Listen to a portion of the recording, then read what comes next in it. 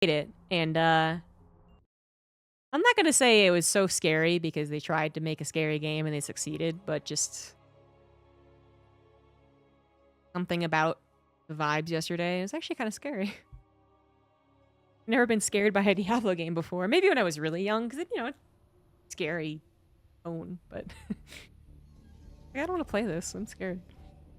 All right, guys, we got ourselves a mid-series game. In the top right, down one, he is MaxPax. And in the top left of Ghost River, it is SKillous. So I was catching some of the game because SKillous is streaming.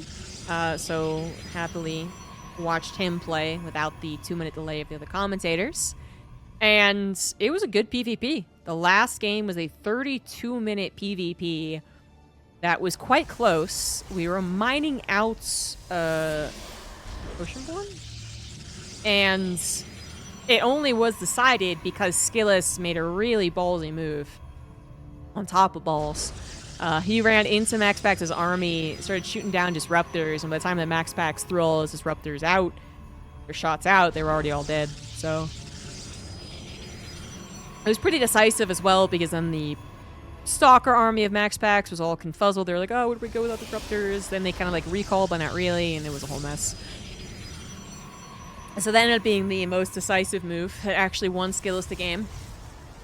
But it was 32 minutes into it. There was a lot of other things that happened.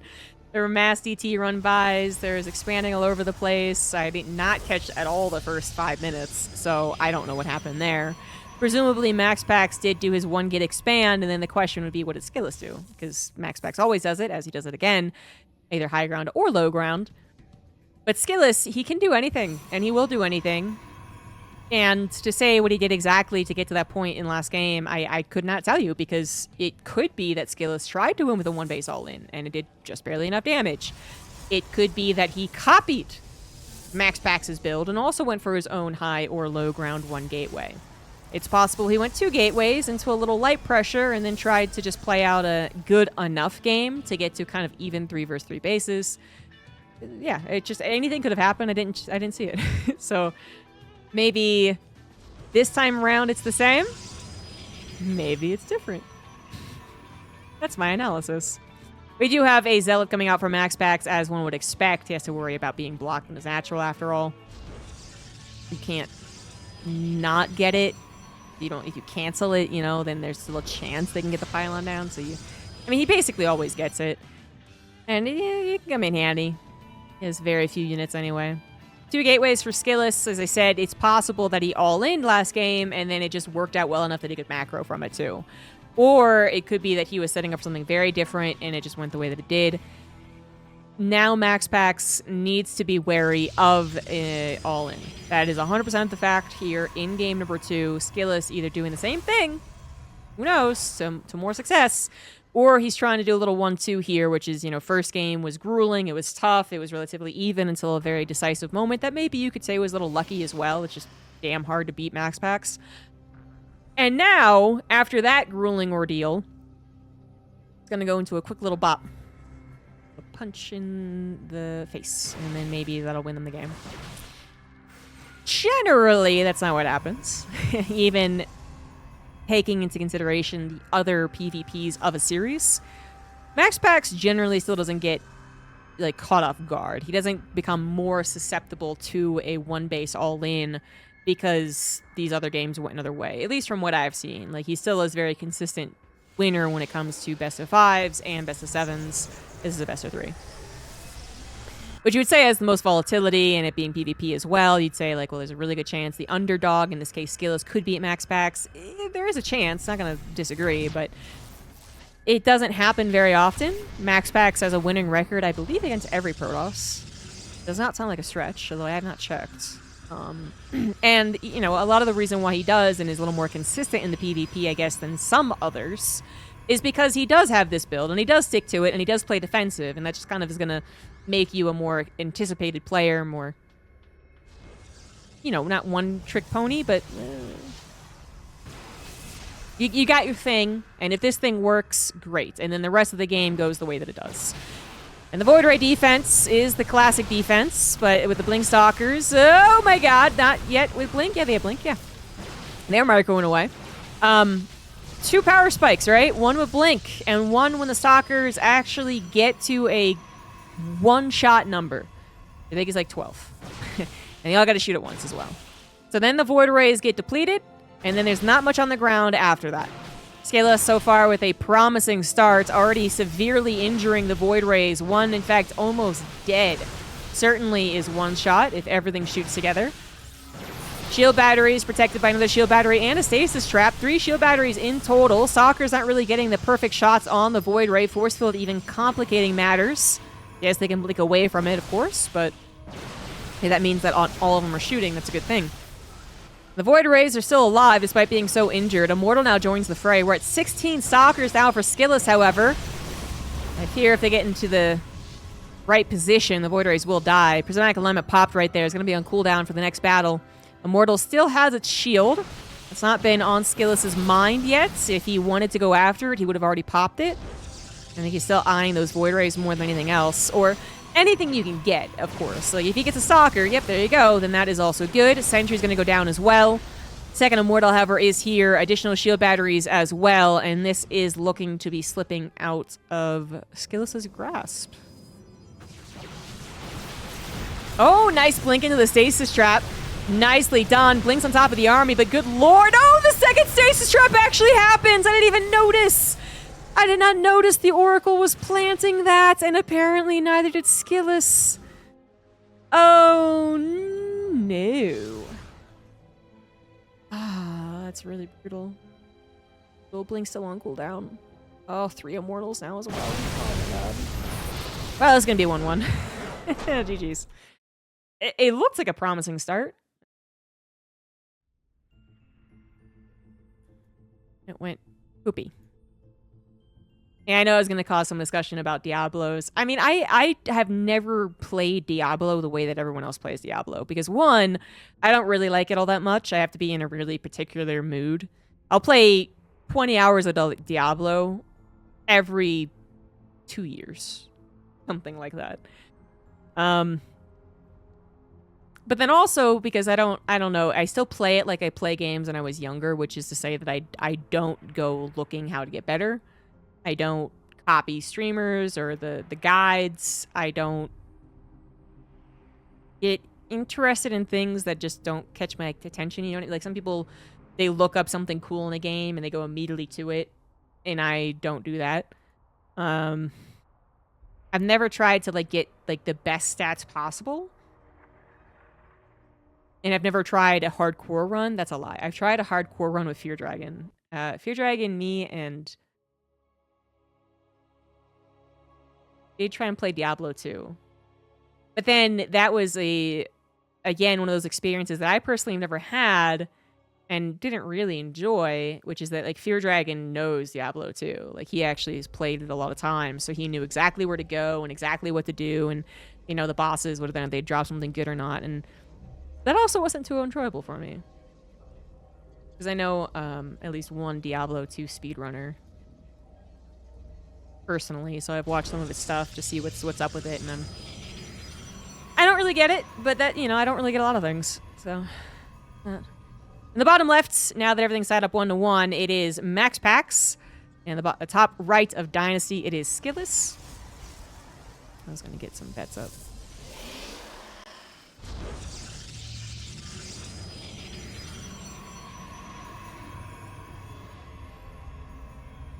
So I have not really paid attention to any of the things people complain about between the Diablos, if I'm being honest. Besides the story, graphics, and general gameplay. Like, you know, pressing buttons to make the actor move. Like, it's not my thing. I wish that it was, kind of, because I understand the appeal of MMOs. And that's, like, it's not too far off from Diablos and stuff, but we got 2 gateways coming down for SKillous and 1 gateway for MaxPax. So as it was in the last game and probably as it was in the first. Again, I didn't catch the first. All I know is that it was really good. And you guys should go watch it on like Roddy's channel or something like that. Game 1 was an epic 32-minute long PvP. Game 2 was a easily summarized MaxPax defend all in GG. And that might be what happens again here. I do really wish I knew how SKillous got into the 32-minute position that he did. But I won't. But I won't know. And we're waiting on the tech structure of SKillous. MaxPax going for the Stargate, as he almost always does. I think there is a response with a robo to something that he sees, but I'm actually not sure what it is. It's been a while since I've seen him go robo first. You don't really need to block, I guess. Well, no, MaxPax occasionally does make 2 adepts, and that can backstab you. So you do need a wall of some sort.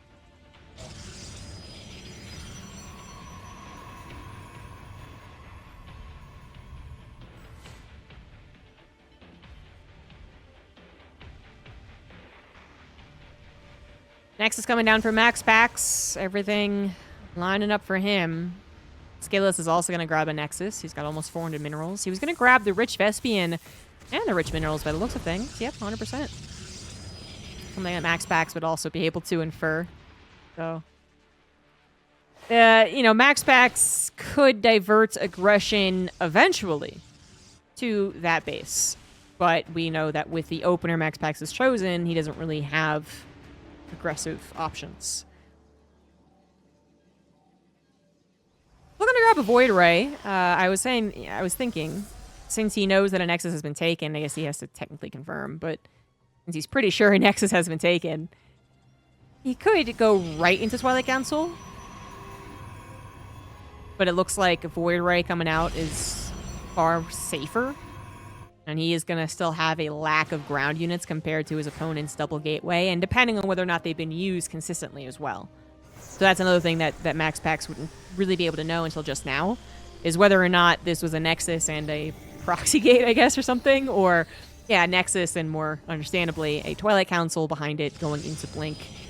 Not 4 gateways powering up Stalkers right here on a proxy pylon, because that would have been disastrous. That would have been useful for the Void Ray.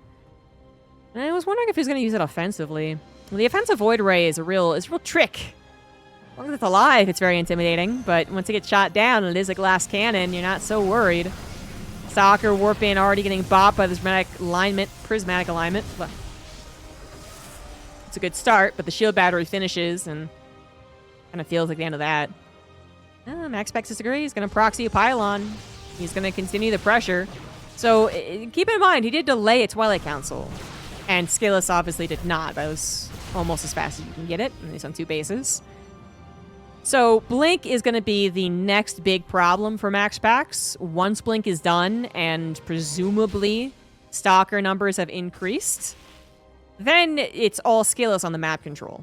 And MaxPax's lone Void Ray is hardly any help as the number of Stalkers grows to 9, then 12, then 20. The MaxPax knows that, so it's still, you know, okay, so the pylon was basically only for the adept harassment. And he really is evaluating the situation. He's using his big brain. He knows that he needed to leave. He's trying to get the maximum value while simultaneously leaving all of his units alive, and that is difficult to do. As you can see, Stalker might go down. Void Ray is about half health. That's another blink in 1 second here. 1 second, 1 second. He's gonna blink, he's gonna blink. It's very dangerous. Oh god, he did. But the Void Ray got the high ground, so. The Void Ray lives. Stalker's died. Void Ray lives! Alright. No death happening here, but then where does this leave MaxPax? He did, again, get later blink, so while he is finishing that upgrade up, he also just simply got less Stalkers. He had less production. Some of his production was put more in the Void, in the Stargate, then Twilight Council, then Gateways. It might eventually accumulate, come to a point where it's even on the army size and type, but we're not quite there yet. Blink's done for MaxPax. He only has 8 Stalkers, 9. 2 Oracles are providing damage. 12 probes killed by 4 Skillous. Yeah, 4 Skillous. So he's had to replace those to even keep up with MaxPax's economy. Now, the Stalker numbers are pretty good. Skillous' Stalker numbers are not all on the front line. MaxPax feeling really brave. And so far, not getting punished for it either. He finds a stalker. He keeps his Void Ray still alive. That thing really should be dead.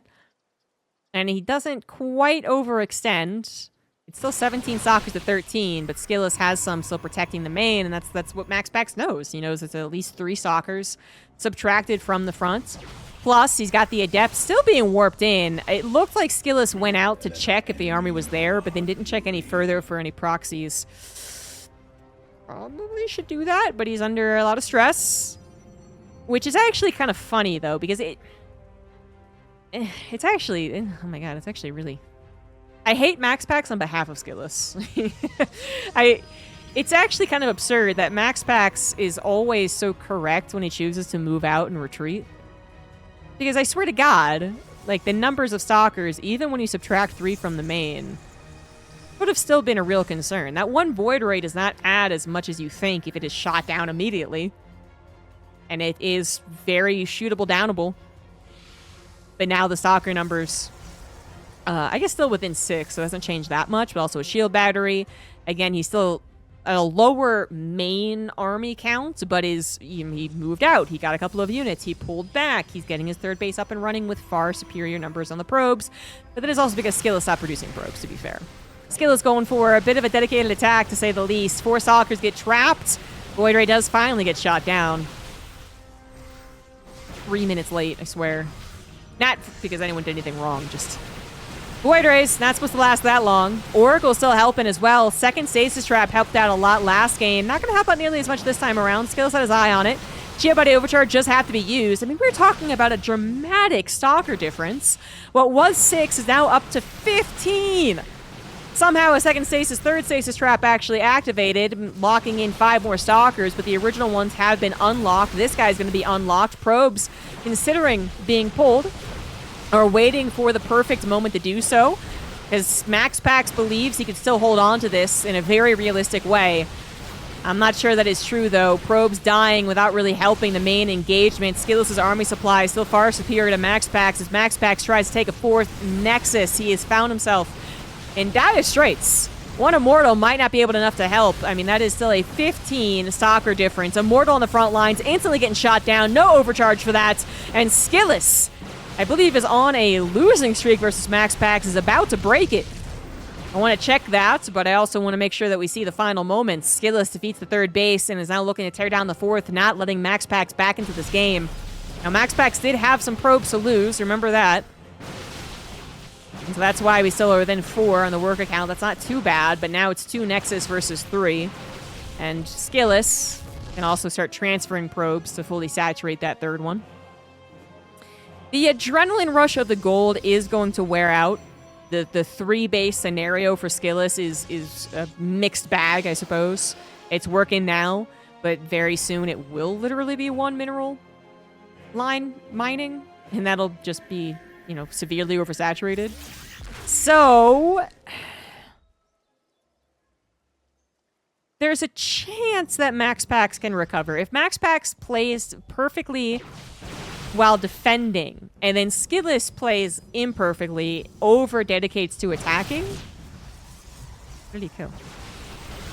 I don't know what he killed. Then I could see this actually still being a MaxPax game to win, but this is a very strong position for SKillous, no doubt about that. MaxPax also probably noting this upgrade, which I've completely just not even seen. Upgrade advantage for MaxPax, giving him even more hope.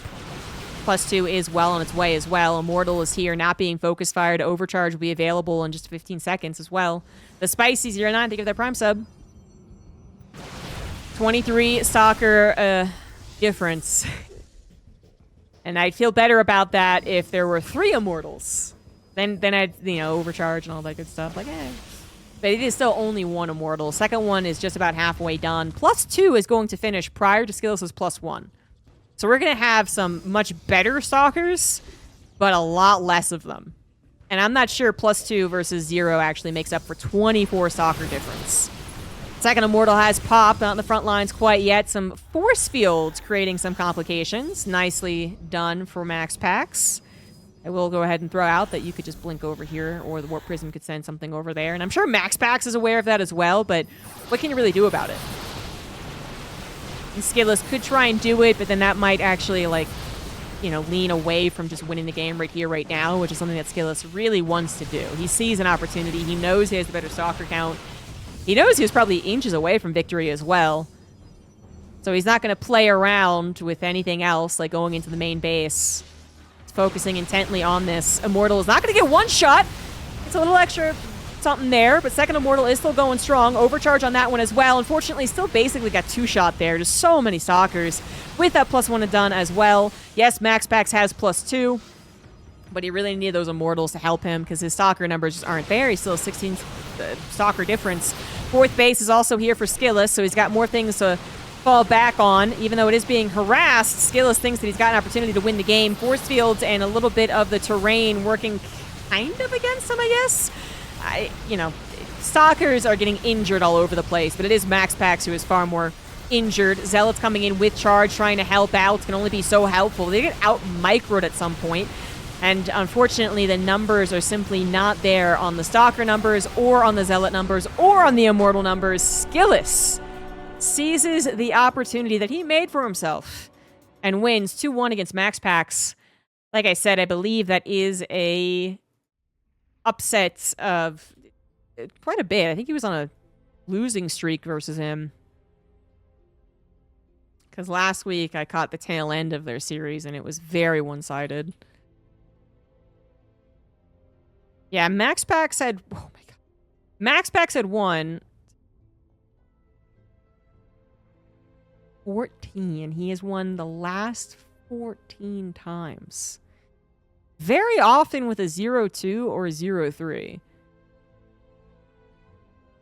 That is a real moment there for SKillous.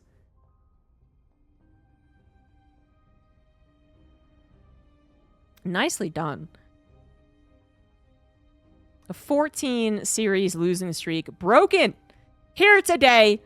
No one beats SKillous 15 times in a row.